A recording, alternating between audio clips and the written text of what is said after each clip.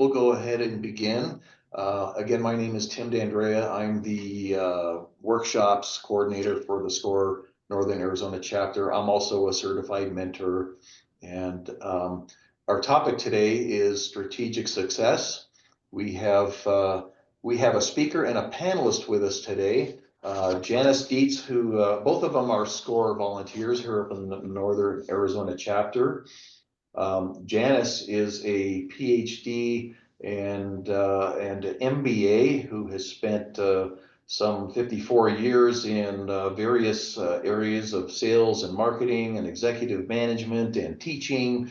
And she will lead our workshop presentation today. Also with us is Abby Areinoff-Harbicht, who is a former human resources executive, currently a practicing business attorney, and an adjunct professor at Embry-Riddle. She will be on as a panelist and adding some color to the conversation. So with that, we will let Janis start. We have just a kind of a quick slide, I think, on SCORE. But Jana, that's on slide 3. So Janis, please take it away. And thank you again, everyone, for joining us. This is an hour-long event. We may go a minute or two over, but if you have any questions, please use the question and answer button on your Zoom. You might have to hover your mouse towards the bottom of the screen. There is a Q&A box. Please use that for your questions. Please use chat for just comments. You're welcome to raise your hand. We'll keep an eye on that as well for anything of maybe an urgent nature. And with that, I'll let Janis take over the discussion. Okay, thank you very much, Tim. And I'm so pleased to have Abby. We have a lot of things in common with us. And I will tell you, a PhD and $4.95 buys you a cup of coffee at Starbucks. So understand all that. Now, we will be going for about 60 minutes, but if we run over, you're welcome to leave because you will get a copy of these slides and of the video tomorrow. So don't feel that you have to stay if you have other things to do. I taught strategic management for about 25 years in California. People used to say, what is strategy? Okay, well, it's actually all strategy is when you walk out of the door in the morning, my guess is you know where you're going. You're going to work or you're going to the gym. You have a plan. That's called a strategy. All it is if you get in a rowboat, where are you ending up? But people used to say, well, McDonald's doesn't need a strategy because it's so big. Well, of course it does, because McDonald's has share of stomach. And how many competitors are trying to get that share of stomach? So McDonald's needs a strategy. They need to know who their customer is and is going to be. You know, the old hockey thing, where's the puck going to be? So we're going to talk today about where customers are going to be and the fact that you need to know that. Zeke's Cafe is a local cafe here in Prescott, one of my favorites, and she has to have a strategy. She's a small business, a nonprofit, and Rosemary, you're in a nonprofit. You have to have a strategy because a nonprofit has to actually make enough money to cover their expenses. So nonprofits, key success factors. In marketing, we're big on key success factors. Now, Dick Mylon from SCORE kind of gave me these 3 that he's been working with: consistency, service, and quality. And when we get to the value chain, and Abby's a real expert in that, if Zeke's stops consistency and they can't get enough waitresses, they're going to lose some customers.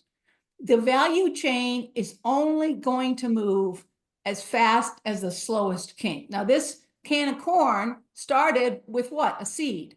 It started with a seed, and it started with earth, and then you brought in the tractors, and eventually it goes to the canner, and then it goes to a warehouse. But that value chain, if you've got a ship stuck in the Mediterranean, is only going to move as fast as that. Next slide, please. Thank you. Okay, so Tim has already told you a little bit about me. I made a decision, and this goes into strengths, weaknesses, opportunities, and threats. When I was diagnosed with secondary progressive MS, I had a choice, okay? Do I just stop working or do I go out and get another degree? Strengths, weaknesses. My strength was I already had an MBA. My threat was I wasn't going to be able to walk.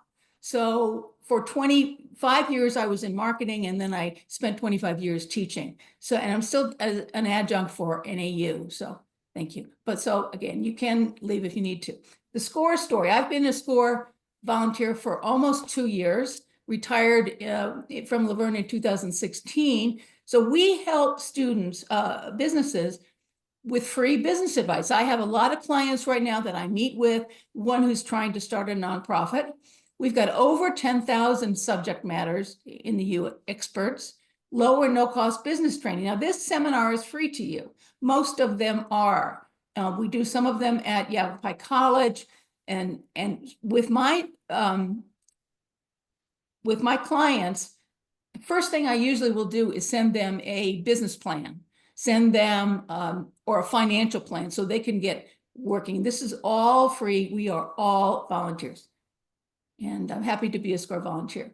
So what is strategy? Okay, I already told you what strategy is. You walk out of the door in the morning and you have a strategy of what route you're going to take that works for you. But the first thing you have to have is a mission statement.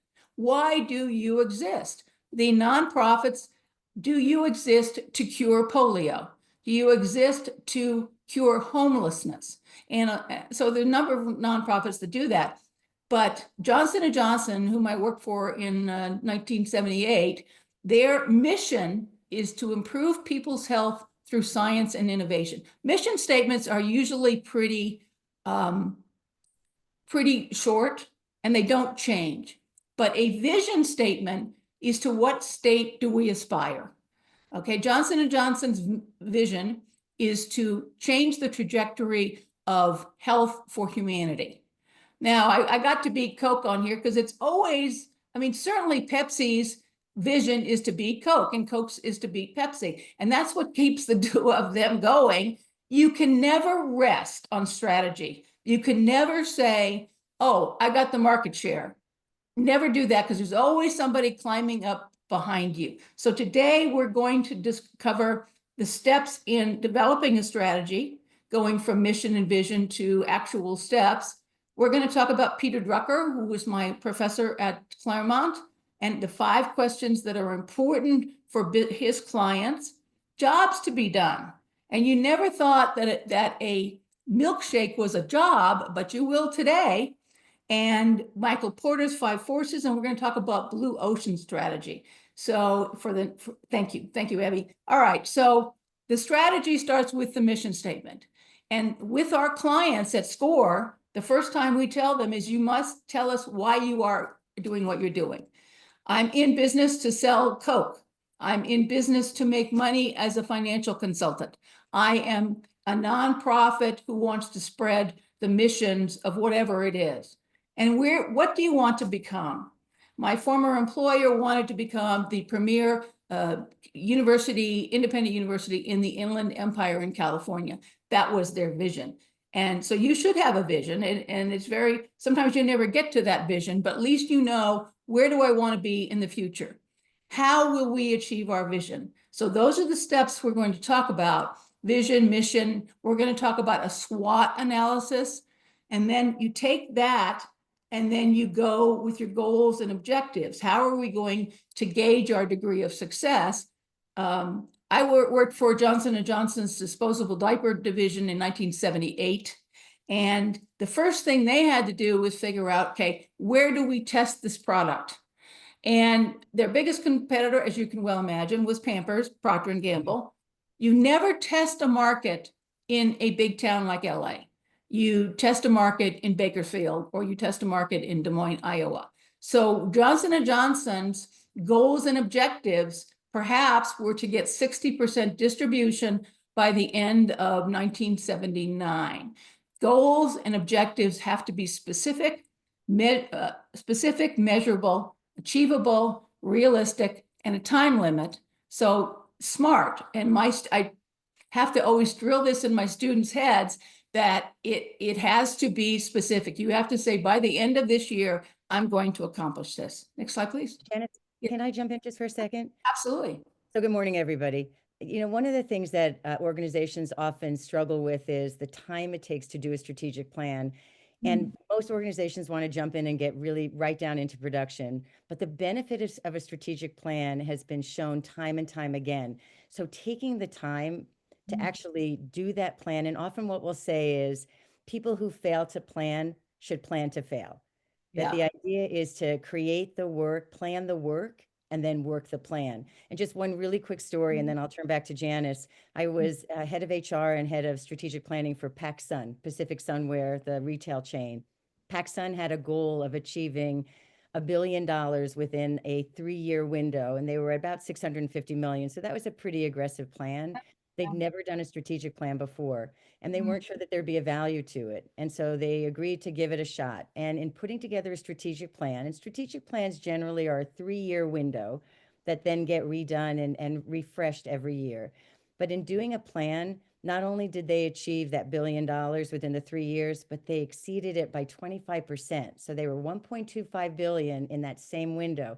Now, I know these are numbers that are enormous, but that same result is achievable by any organization that's willing to take the time to do that planning and create that strategic plan.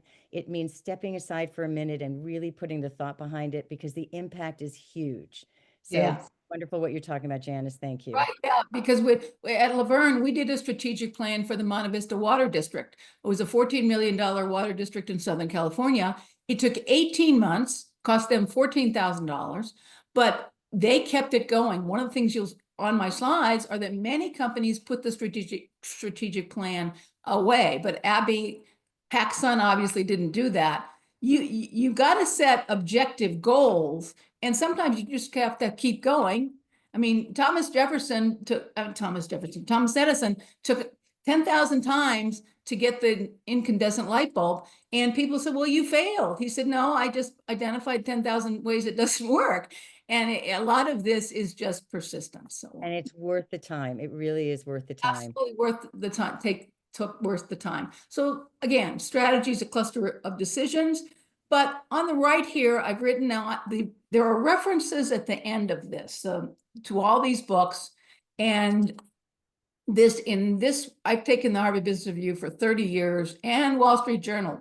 So if any of you don't take the Wall Street Journal, I don't care whether you're profit or nonprofit, take the Wall Street Journal.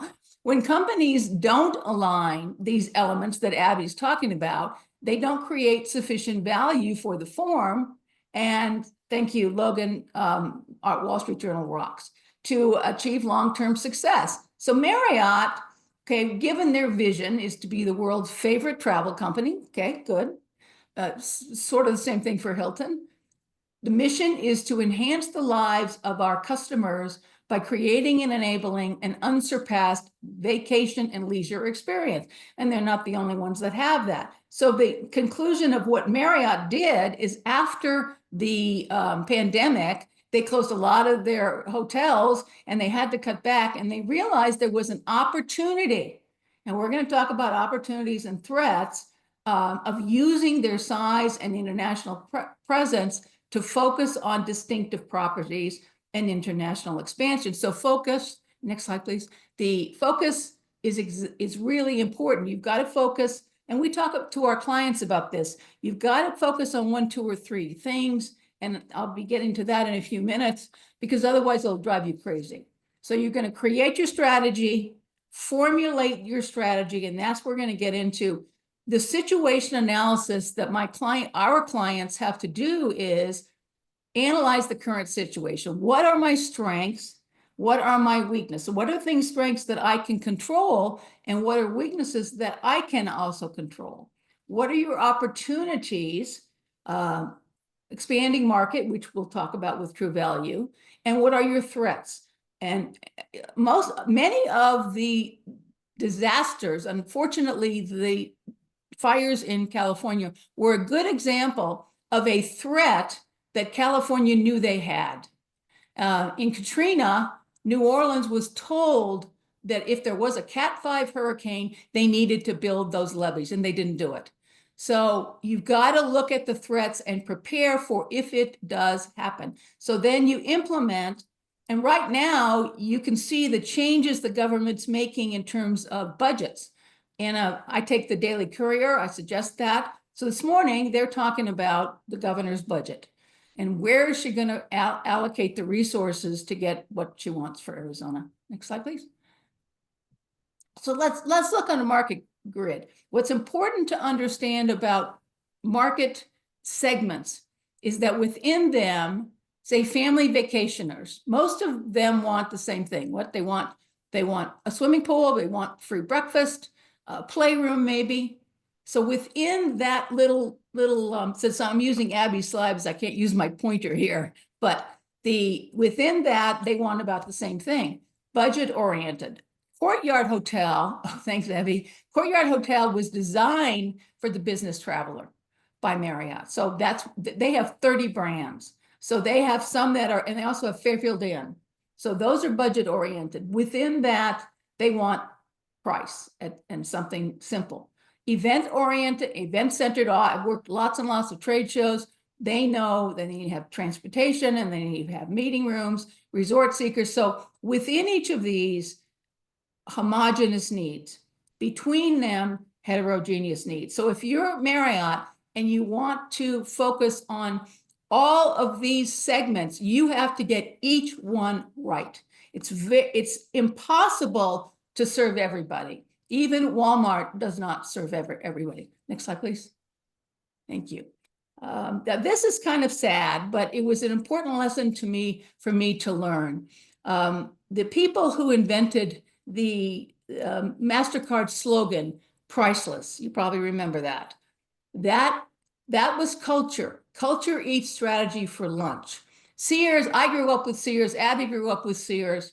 They went bankrupt because their poor culture created by Eddie Lampert, was a hedge fund manager, destroyed this 100-year-plus institution. He also didn't analyze the environment, because the environment is going to show you your opportunities and your threats. Boeing, sadly, is at a low point because of years where a toxic culture prevented people from pointing out quality issues. And their current president is now saying, no, we've got to let you talk. We've got to let you pull the cord when it's not working right so we can fix it. And I'm really hoping that he is right about that. Military generals, such as my favorite, the late General Colin Powell, have pointed out military errors because of a faulty strategy and culture. And we're dealing with some of that right now. Last year, and I have no sympathy, several university presidents were forced out because of a culture that did not align with their vision. So if you're a nonprofit, you're American Cancer Society, or you are a Baptist church, or you are Coca-Cola, the culture from the person who is selling that Coke to the customer or handing it to them, all the way back to the syrup, has to align. A strategic fit does not work very well. Next slide, please. Okay, so now let's go back to the market segments, because in Prescott, my apologies to those of you who are watching from beautiful Utah, but you got your fast food McDonald's, and within that, what are they looking for? Cheap, quick food.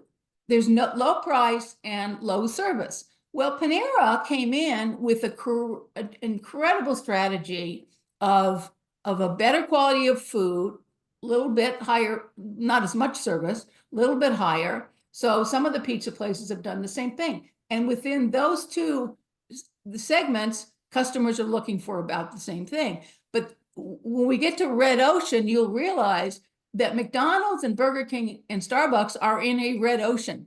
They have right now a certain amount of target people in their target market, and they're fighting for every one of those.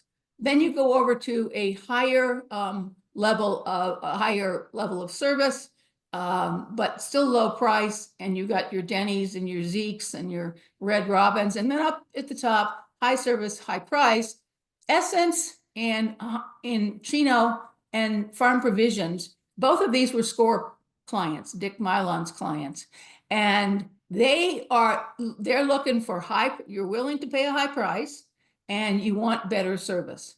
So again, within these, they want about the same thing, but within those markets, those restaurants have to know what their competitors are doing, and they have to know what does the customer want? What's the customer's most important? Is it price? If it's price, that's probably not for them. If it's the best prime rib in the world, it may or may not be for them. But I can tell you, in terms of changing markets, remember Lowry's prime rib? Any of you? That's out of business. Why? Because the customers changed. And so every one of these restaurants in this slide have to be looking around to see, okay, who's adding gluten-free? Okay, who's taking away? Now, Starbucks just took away about 8 of their drinks. And because you've got to cull down this stuff. There's just too many. We don't need 20 times of kinds of tomato sauce. So next slide, please. Okay, Peter Drucker. My degree is from the Peter Drucker School of Management at the Claremont Graduate University. He used to call me his favorite young lady, which would have been a real high compliment if there were not for the fact there were only 2 of us in his class. But he was a remarkable man. He would start talking with a donut and a microphone and an Austrian accent. He is considered the most widely read management writer in the world, passed away in 1995. When GE or Toyota, General Motors came to him, he said, here are my 5 questions. You got to answer these. What's your mission? Who's your customer? What does your customer value? And that's the key here, because X customer and Y customer could look the same, but value something different. What results? Do you want to make a lot of money? Do you want market share? What results? Do you want to change the world? Do you want to create a cure for cancer? And what is your plan? And there's your strategic plan. So those were his 5 questions. Now, why do businesses fail? We talked about Boeing and what's going on, and Sears. And unfortunately, in both cases, that was deliberate. The people running those places didn't understand the competition and the environment. Usually more than one reason. When I lived in Southern California near Abby, I think, there was a restaurant, a shopping center. There were 5 restaurants that closed one after another after another. It was hard to get in and out of that shopping center. It's that simple. Sometimes it's that simple. It could be prices. Now, same store traffic at US restaurants is down by 3%. And so the restaurants need to know that. Why is that? Is it because their prices are too high? Is it because after COVID, we got used to cooking ourselves? Is it because a lot of people just got out of the workforce? All kinds of things. Now, Amazon, and this will surprise you, has stumbled in their efforts to compete in bricks and mortar. And part of that is because they had this vision. Excuse me, let me do this. They wanted to have a store where you could walk in and they would know who you were and you could pick stuff off. And remember, like in a hotel, you go to the mini bar. If you pick up a Coke, then the mini bar knows you picked it up and it's going to be on your bill. That was what he tried. But Amazon didn't understand, excuse me, the environment well enough. So he's struggling with that. Now, Jack Welch is probably the most widely known manager in the world. He was GE's CEO for 20 years. I worked for him. And he said, if you can't compete with Walmart, you aren't taking, you aren't taking care of your customers. Now, and I had a number of home center chains when I was working there who would have me come in and speak to their managers about how do you compete with Walmart? Well, Abby, I don't know if you remember, but there's a sewing machine repair place on Foothill Boulevard across the street from Walmart in Upland. Well, that place does fine. Why? They're not competing with Walmart. They're giving, and Jack Welch was right. If you can't compete with them, you're not looking at ways, the blue ocean ways that you can give value to your customers. So it's not a good idea to say, oh, well, it's not my fault. It's because of the economy. No, that will not work. You need to get out in front and change your strategy. Next slide, please. Now, the most famous article in Harvard Business Review is called Marketing Myopia. Now, I have the references. I'm happy to send you articles from HBR if you want that. My my email is up there. Theodore Levitt in 1960 wrote this article called Marketing Myopia. He says there's no such thing as a growth industry. And Michael Porter says there's no such thing as a sustainable competitive advantage. And how many people do you know who maybe have the best market share right now? It's not going to last. Procter & Gamble has changed the ingredients in Tide 56 times in the last 100 years. So you have to be looking out there. So what he said is the railroads didn't stop. I don't know how, well, you can't see, but up at the top, I got a picture of a railroad. The railroads did not stop growing because the need for passenger and freight declined. They let others take customers away because they assumed themselves to be in the railroad business. And of course, airplanes came along in about 1908, and that decimated them because they didn't look and see, just like I was talking about New Orleans. They didn't look out and see their threats. Hollywood and still barely escaped being ravaged by television because they thought they were in the movie business. So now what's happening to Hollywood is streaming. And so the movie theaters that are local, what are they having to do? They're having to put in reclining seats, they're having to put in wine, food, so that you have to do all of that and get out in front when you see something. And Porter's said that the best way for a firm to be lucky is to make its own luck.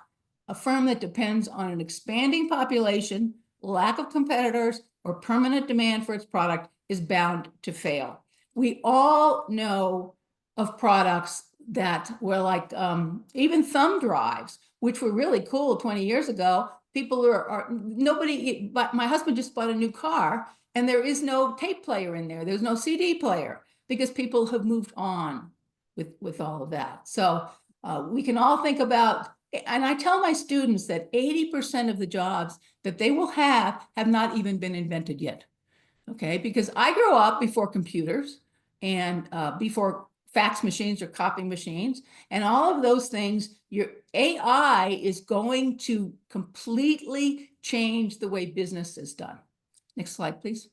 Before I progress, just Please. the slide, just one comment. So, we're talking about, and Janis, you've got such a wonderful experience with large corporations as I do as well. But, for most of us here in Prescott, the scalability, these are, we have smaller businesses, but the concepts apply regardless of whether you're just starting off or your business has been around for a while. The concepts really are sound concepts. So while these examples are for large corporations, it really applies. I worked for 4 of the studios in Los Angeles, and I remember when home video was a big part of the business. And, we would go to stores and we would pick up the videotapes. And when that business started to change, I was in those rooms where we were having those discussions about how to stay current. And so the concept of being able to flex and evolve, whether it's a huge corporation or it's I have a very small law practice and I'm looking at those same things. And so the concepts are sound regardless of the size of your organization. And it's really about continuing to reevaluate and reexamine the environment in which you're working to make sure that what you're doing is continuing to meet the needs of your target customer. Yeah, right. And Sheila is saying her business closed for a number of reasons. Blockbuster. Now, what did Blockbuster do wrong? They didn't pay any attention to Netflix, and they could easily have done that. So this is, you're absolutely right. And those of you who are writing in about how all of these concepts affect you, whether you have one restaurant or 10,000 of those. Okay. Yeah. Re-engineering. Where's that book now? Michael Hammer, late Michael Hammer, was the guru of re-engineering, but it doesn't mean just tweaking your prices. It's a fundamental rethinking and radical redesign of business processes. Boeing is having to go through that. And unfortunately, their culture forced them into that. And there are others. I mean, obviously, Blockbuster could have re-engineered, but they didn't. They just went out of business. See, some of you in this will be remembering the movie Field of Dreams. It doesn't exist. There's no such thing as insatiable demand. It only lasts until the next big thing comes along. VCRs were the big thing in the 70s, and microwave ovens, my God, what a huge change that was for us. But they will continue to change, and you can't stop it. So in place of that expanding market, you got customers who know what they want to pay, how to get it on the terms that they demand. And you've got to understand that. Now, when I was in the grocery business, there were 50 Who Moved My Cheese. Logan is saying, yeah, Who Moved My Cheese is a great, great book by Ken Blanchard. So we had 15 grocery stores, and Procter & Gamble, who doesn't put their name on most of their products, could come in and they would say, okay, this is what Tide's going to cost you. This is how much promotion money will give you. This is how much space. Now, a facing is, say, 1 can or 1 box. This is how many facings we want for Tide. This is how much promotional money, and this is how often we'll deliver. Fast forward to now, there are 4 grocery chains in Southern California, and only 1 of those is not national. And now Safeway or Fry's or Kroger, they tell Procter & Gamble, this is what we're going to pay, and this is how we're going to deliver. And this is the amount of ad money that we want you to give us. So the retailers, we've gone from and we'll get to this when we get to 5 forces. The power of the seller is not as important now with smaller fewer chains than the power of the buyer. So we'll get to that. So those are the key words: fundamental, radical, dramatic, and processes. Don't shortchange the amount of work it takes to re-engineer. And Abby was talking about the strategic plans. The one we did was 18 months. It could take several years. Most companies do a strategic plan every 5 years or so. And the one we did for the water district was for 5 years. Okay, the hedgehog principle. Good to Great is a book by Jim Collins. He also wrote Built to Last. I highly recommend this. After he wrote Built to Last, somebody came to him and said, you know what? You talked about all these great companies that have been around, but they were always great. There wasn't anything special. What about companies that were not doing well and came from the bottom to the top? So he set about to do research, which is what ended up in Good to Great. One of the chapters that he has is the 3 circles of the hedgehog concept. Now, in case you don't know what a hedgehog looks like, that's a hedgehog up there. Walgreens at the time is saying, okay, what are you deeply passionate about? Walgreens was deeply passionate about corner drugstores. They owned Corky's restaurants. They weren't deeply passionate about restaurants. What can you be the best in the world at? Corner drugstores. What drives your economic engine? Corner drugstores. So Walgreens said, we're getting out of the restaurant business in 5 years. And about 6 months later, he came back and said, where are you on this? They said, well, we're working on it. Yeah, you have 4.5 years now. And part of this focus thing here is knowing exactly where you want to be and not giving up. Now, Jim Collins interviewed Admiral James Stockdale, who was the highest ranking military person in the Hanoi Hilton, which was the prisoner of war camp. And Collins said to him, well, who didn't survive? He said, it was the people who thought we were going home for Christmas. People thought we were going home in 6 months. They've died of a broken heart. Who did survive? The people who lead pipe knew that they would get out eventually and never gave up hope. So what focus is saying, focus on what you want to get and what your customers are going to want, and don't give up. Also remember, the product mix is important. 80% of your sales come from 20% of your products.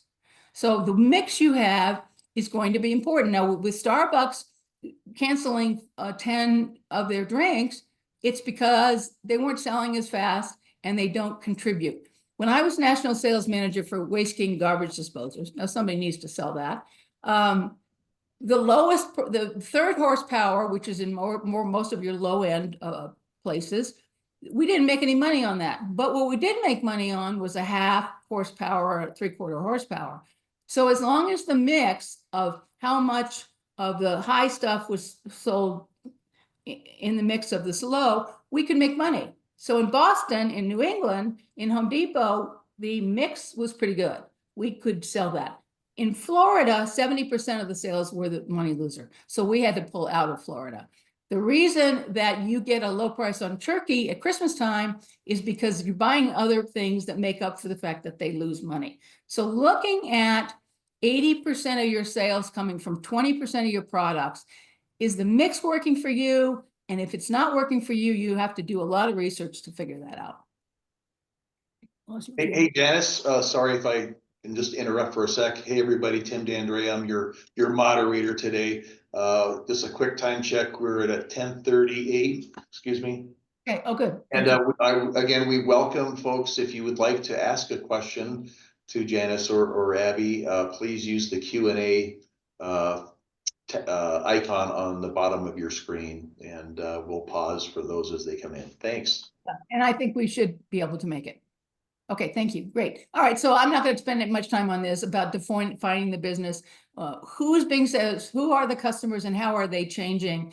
What's your business model? Your business model is, what are your hours? How often, how many people do you have there? Your business model, which works sometimes. And I was in banking. We were open 10 to 3, and that doesn't work anymore. So those are important to know what is being satisfied, and we'll get to that in a minute with jobs to be done. So the value chain, now this is something Abby's may want to chime in on, because remember, it starts with the dirt and the eggs or the coal or the software, and it's turned into a product in production, and then it either goes to a distribution center such as Kroger's distribution center, or it goes to the final customer, which might be a small store, or it might go to a health food distributor. So there are all kinds of, the value chain is really in flux now, because the cost of shipping has gone from $18,000 to $3,000 for some of these containers. So the distribution part, there are degrees in supply chain management. Looking at where's the weakest part of this, because you're only going to move as fast as that part.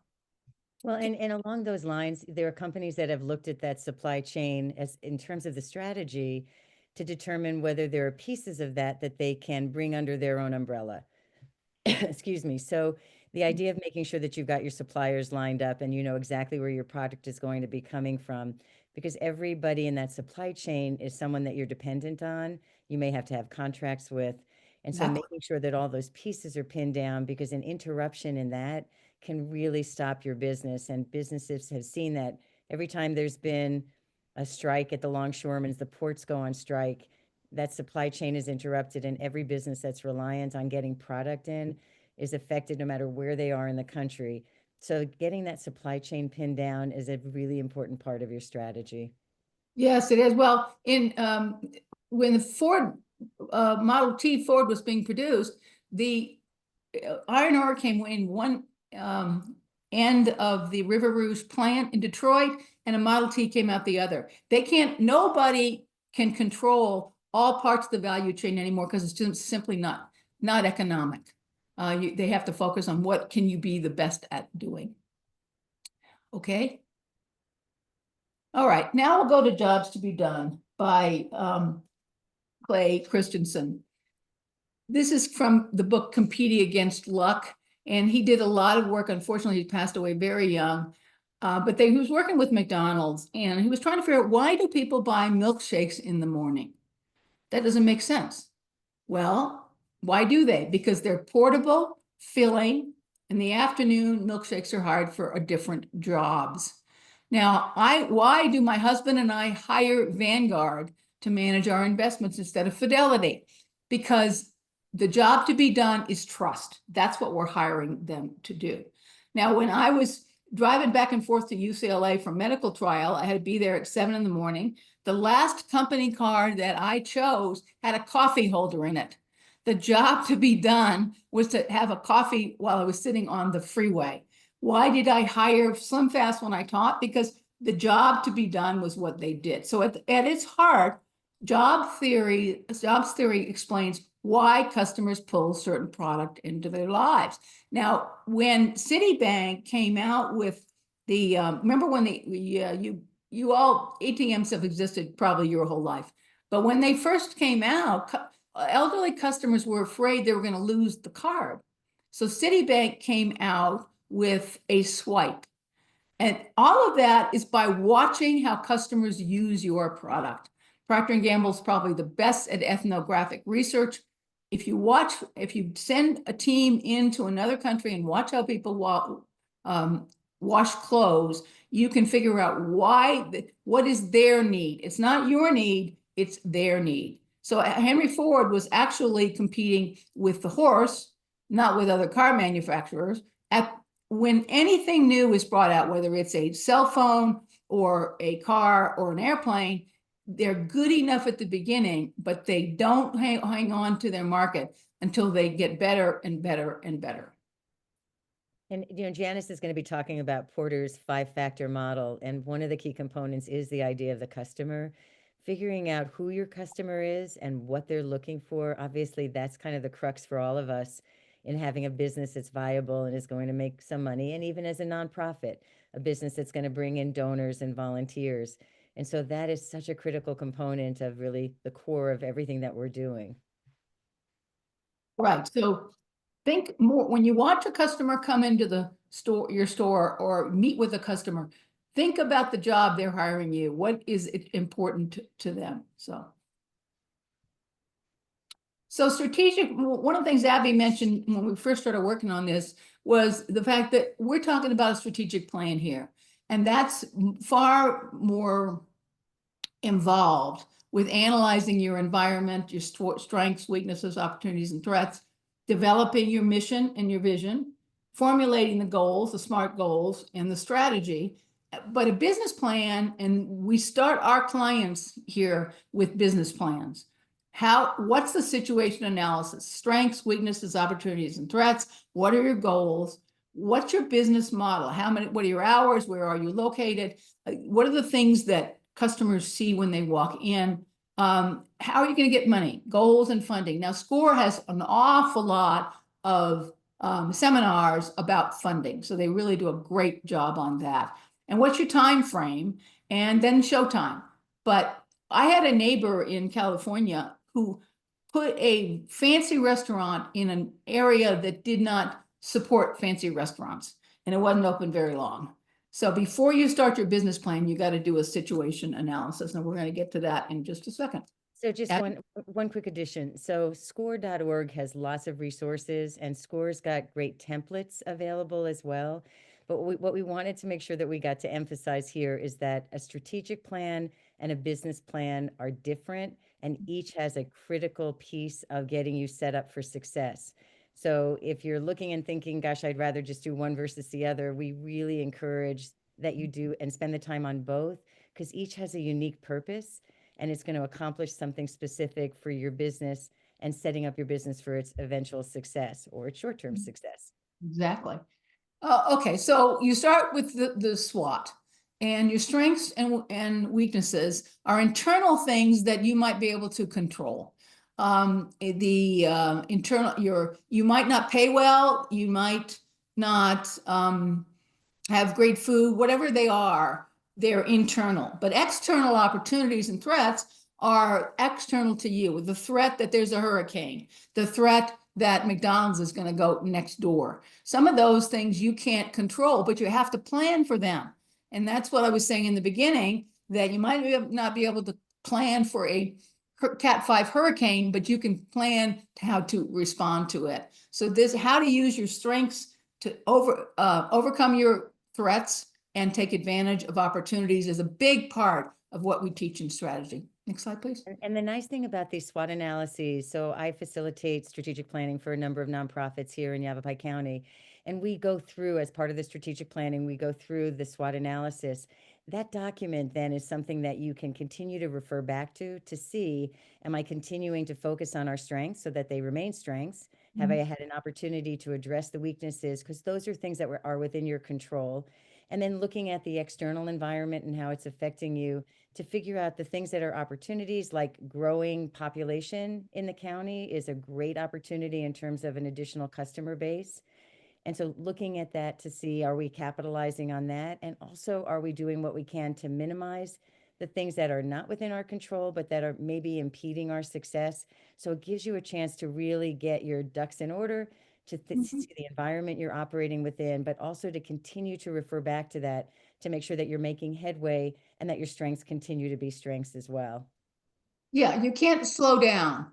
You can't say I'm on top. Now, going quickly, in the SWOT analysis, you talk about say, Bud had a great brand name until they messed that up. You've got companies that are great at product lines, at marketing, and at its strategy. So what are your potential strengths? What are your strengths now? And how are you going to make potential ones actual? Opportunities, a new market, and AI is a huge example of that.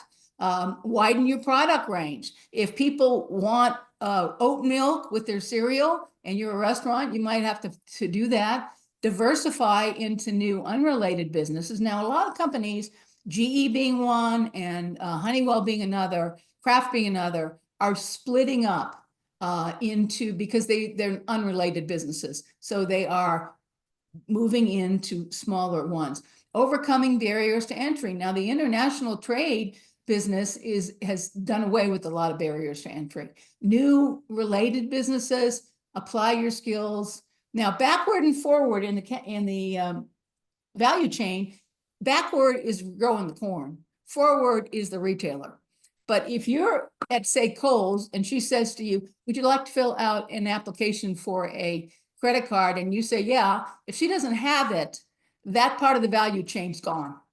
So you need to make sure that everything is aligned. Potentials for takeover. The car companies are right now really struggling because their labor costs are going up a lot. So these are things that you want to look at in a SWOT analysis.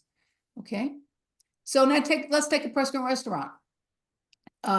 People, now for us, that's Zeke's, might be Farm Provisions. And all of you, if you were an audience here, I'd ask you to say, who's your favorite person? Prices might be good, quality of the food, hometown. We all want to support Prescott. Now, yesterday, I brought donuts for our leadership team meeting for SCORE, and I was looking to support a hometown, a small business. High service level, reputation, those are strengths for restaurants. Now, there's a neighborhood thing out there where people say, oh, there's an accident on the 69 or there's this. Well, they've been complaining about the service at a particular restaurant. That's not going to do them any good because it will become a weakness for them. So weaknesses could be size, price, tourists don't recognize it, low on technology. Now, McDonald's is having to change their value chain by putting in automatic dishwashers rather than having dishes washed by hand, because in order to progress and keep their share of stomach, they have to increase their technology. So you got opportunities. I'm going to get to this with the local hardware store here. Let's go ahead and do that, Abby. Thanks. Suzanne Springer owns the Prescott True Value, and we are so much more than a great hardware store. I know if any of you've been in there, you agree with me. I was looking for candles once, and they have candles. They're a hardware store. So she's your locally owned hardware store. And wouldn't you rather go see her than go into a big chain? But so her strengths are her service, longtime employees, decor, 3,000 square feet of kitchen and gift. Weaknesses are that she's a small store. She doesn't see that as a weakness. Her opportunities, perhaps she could expand in that particular parking lot where that is. She could change merchandise. Now, there's an expanding population in Prescott. We've grown 6.7% since 2010. So if of the 2,800 people, if she got maybe 1% of those people, 2% of those people, at $100 a piece, that's $4,500 for her. So she's can pay real close attention to the incremental money that new people will bring on. The threats for everybody I talk to is Amazon, obviously. She's had to raise her salaries by about 25%. Threat could be what happens to the economy. And in the 1900s, the whole town burned down. Hopefully that won't happen again. And Home Depot and Lowe's. But I interviewed my hometown hardware store in Alexandria, Virginia. Well, they're right next to all these big guys, and so is this one. But they survived because the customers is hiring that store for something that the others do not involve. So hopefully we'll get past here. Okay. Now, this is, if any of you've ever been to Wall Drug in South Dakota, it's an amazing place. It was founded by a pharmacist in 1931. The town wasn't big enough to support anything, but this was just when Mount Rushmore opened. So his wife thought, let's advertise it. This was about the time when billboards were coming up, shave cream or whatever it was that they were doing in those days. So she stuck these billboards up that said free ice water. Okay. Fast forward 20,000 cups a day of water. Now they have 5-cent coffee. I don't recommend it. I bought a very nice belt there. And what business are they in? To me, they're in the entertainment business. But Wall Drug has become a destination place because they are serving what customers want. Porter's 5 forces. We always do this. If you are wanting to, if the restaurants that we were talking about, Essence and Farm Provisions, what is the threat of new entrants if I go in here? How long am I going to be able to keep my space? What's the threat of substitutes? Now, Coke and Pepsi are not substitutes. They are the same thing. So it's, but a substitute might be water for Coke. The power of the buyer. I talked about the power of the buyer being the buyer of the Pepsi and the store that's buying from them. And when that's very high, the power of the seller is pretty low. Let's move on for a second because I want to do this for Trader Joe's. So let's do a 5 forces analysis of Trader Joe's. Threat of new entrants is low because the cost of entry, but they have a special niche. Threat of substitutes is low. Tesco tried but failed. Since Aldi owns Trader Joe's, it's not likely they're trying to compete. Buyer power is very high. It's high for Trader Joe's because everybody wants to sell to them. You're never going to know who makes what they sell. And they have a high power. Supplier power is, can suppliers hold up Trader Joe's? Not likely because they have a good relationship. Now, having called on Home Depot and Walmart, I can tell you it would be really nice to have a nice relationship when you're a vendor. Okay. Now, before you go on from that, though, what's interesting about this, when Trader Joe's was moving into Prescott, they ran into some issues and they were waiting to get some issues resolved with suppliers.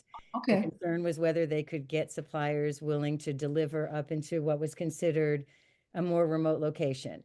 And so Trader Joe's had to deal with those issues with the supplier power, that component of this analysis, and it slowed down their opening of the store.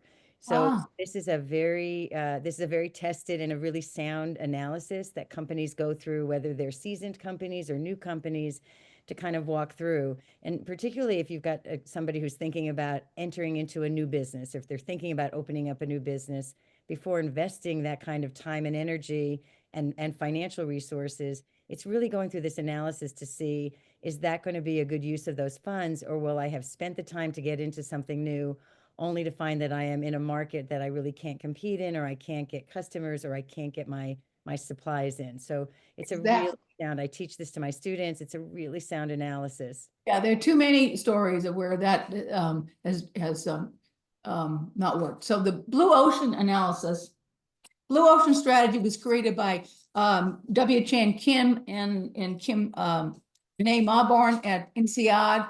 So you're competing in, I think I can make it in 4 minutes. You're competing in an existing space if you're McDonald's. You have no choice but to beat the competition and change your offerings, exploit existing demand because there's no more cost trade-off, and align the whole system. So what the blue ocean strategy was to create an uncontested market space. And the most famous is Cirque du Soleil, because what was not a good thing to have was animals. So Cirque du Soleil made the competition irrelevant. They created new demand. They broke the value cost trade-off. They aligned the whole system of a company's activities in pursuit of differentiation and low cost. So we'll get to Yellowtail, the Australian wine, but in a second. So let me first talk about, yeah, go ahead and go to that. Yeah, perfect, thank you. So they use the 4 actions framework in creating the Blue Ocean framework. Eliminate large confusing spaces and animals. Reduce the number of items. They don't sell that many, right? But still people flock there.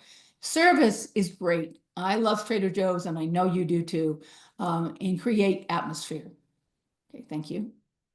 Okay, so what Yellowtail did is they eliminate, raise, create, reduce. They eliminated the xenological terminology. You know, you go in and you get the sommelier comes in and he expects you to know fancy wines. Well, that's not very welcoming. And they reduced complexity and wine rage. They raised the price and they created easy drinking. So I have a chart that shows $2 Chuck and then shows the high set Cabernet Sauvignon, but right in the middle is Yellowtail. So we'll do a in terms of Trader Joe's and the Blue Ocean, you can see what they did to make things. Now, when I'm sorry, the Trader Joe's, Joe Colomb, when he sold Trader Joe's to Aldi, he basically said leave us alone, because they have a system and they have customers. Okay, great, thank you. All right, so getting real close to the end here. Strategy is a long and messy process. Top management support is crucial, which you didn't have with Eddie Lamper. Buy-in by everybody in the organization. Culture is critical. Consistent review and updates are necessary. Lots of companies pay for a strategic plan and never look at it again. And as I said, the Monte Vista Water District did. So the study of strategy is critical for all businesses, profit or nonprofit. Great leaders like Jack Welch steer their companies to doing the right thing. Strategy is messy. The unknowns are often greater than the knowns, but without a strategy, a boat, car, or plane is just a piece of equipment. So let's go to work. Okay, let's go to work. How can you use this information to build a business with a core competency? I've spoken about Joe Colomb. His target market were overeducated and underpaid. Pasadena is the epitome of that kind of town. And he aimed for the sophisticated customer. They don't do much advertising. They pay well. And the fact that that was the first thing he wanted to do was very, very important. Okay, so next slide, please. Let's go to work. 95% of businesses are small businesses. So that's what we have here in Prescott with less than 50 employees. All of these businesses operate in the same environment as their customers and competitors. So saying, oh, I can't do anything about this, that's the wrong way to look at it, because the successful people create their own blue ocean. So how can you create a blue ocean? And the next slide, I think, has okay, these are the books I've been talking about. And the last slide are the references. And you will get all of this tomorrow. So thank you, the 27 people who have stuck with us here. And thank you so much to Tim and Abby. I don't know if we have time. We don't. It's a lot. We're at the top of the hour, which was the scheduled completion, but we have a minute if anybody wants to type us a question. Thanks, Logan. If not, we'll wrap up. So I posted in the comments that you will all receive a copy of a link to the recording of this and the slides in a day or two. My email address is here if you have any general questions for SCORE. Our website is score.org if you'd like to sign up as register as a client and take advantage of our vast resources website full of templates and other recorded webinars and such. Mhm. Well, looks like we don't have any open questions. I guess I will take a minute to thank everyone for coming. Please look for a feedback request. We really appreciate any comments you might have for Thank us. you. We can do a better job with workshops in general. And Abby, thank you. Janice, great job today. We will sign off. Everyone have a great day. Okay, thank you so much. Bye, everyone. That's great. And you got our emails. Okay.